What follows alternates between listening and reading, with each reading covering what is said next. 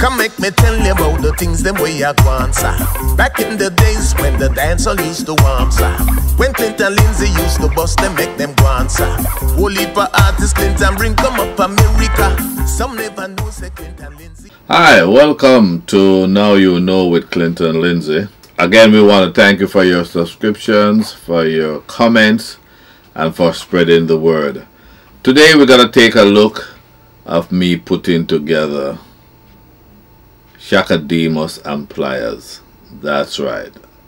Chaka Demus Pliers. First, in 1995-96, somewhere around there, I was in Jamaica. And on this particular Sunday, Chaka Demus Pliers, I think they were opening a new hotel in Ocho Rios. Rio Grande, I think the name of the hotel. Not sure. But and they were running ads that Chaka Demus Pliers would be the main attraction for this new hotel. So I was just there bored and picked up the paper and I started reading this article in the Gleaner about Chaka Demus. You know, the centerfold was about Chaka Demus Pliers. And in that article, the journalist asked Chaka Demus, how did you and Pliers get together? And to my surprise, Chaka Demus said, well, it was a promoter in New York, Clinton Lindsay, that's how that put us together. And I'm like, I did? I don't remember that. How did I put Chaka Demus Pliers together? So I called Clifton Henry, Cliffy, who was the owner and operator of Stereo One sound system. And I said, hey, Cliffy, I want to go to Ocho Rios to see Chaka Demus Pliers. You want to ride with me? And I said, yeah, sure. When I was ready, I should call him. And I said, okay. I decided I was going to leave like 3 o'clock, 4 o'clock around that time. Because it would take maybe 2 hours from Kingston. Me driving, of course, will take that time to reach Ocho Rios. And I went pick up Cliffy, and by the time we hit Spanish Town going through that road, Flatbridge Road, oh, it started to rain. Rain.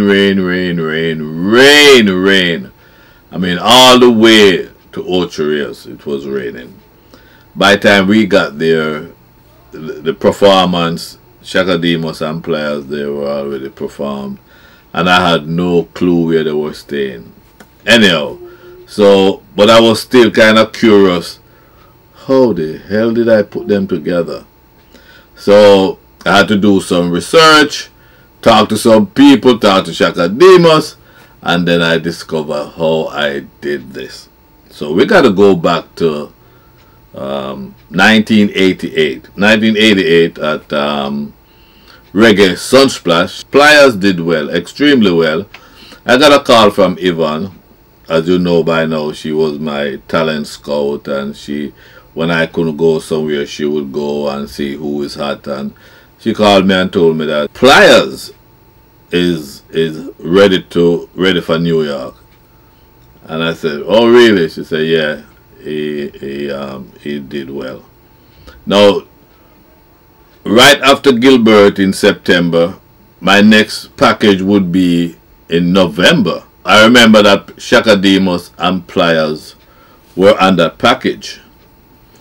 At the time, I have brought in Chaka Demus several times. I think the first time was 1985. So by 1988, he was a veteran of coming to New York. And so, but I've never met Pliers. They came in November. Short George picked them up at the airport and took them to the apartment I had at Bronxwood Avenue and to 13th Street in the Bronx. Once George dropped them off, he told me that, you know, Chaka Demus Pliers, you know, are here and they're at the apartment. So in time I went over and I met them, and I met Pliers for the first time. And, you know, talked to him, and Now, the first dance that he was on was at the Biltmore Ballroom, Church Avenue in Brooklyn. That was a Saturday night. And he had this big song at the time I was playing, Your Love Is Burning. And I remember the dance, and I remember he was the freshest artist, because Chaka Demus has been there, been to New York before. It was a cork dance because Pliers had a big tune, and coming to New York for the first time. Downbeat was playing. It was like 1:30, and I remember everybody at the sound system was doing their thing, the DJs, and the anticipation for Pliers to come take the mic. I asked where he was. They told me he was at the columns in the Biltmore Ballroom. I think they have like four columns. He was standing next to one of them. So I went over to him. He was drinking something. Could be a beer or a dragon or some stout or whatever. So I said to him that if I asked him if he's ready to go on stage, to go introduce himself.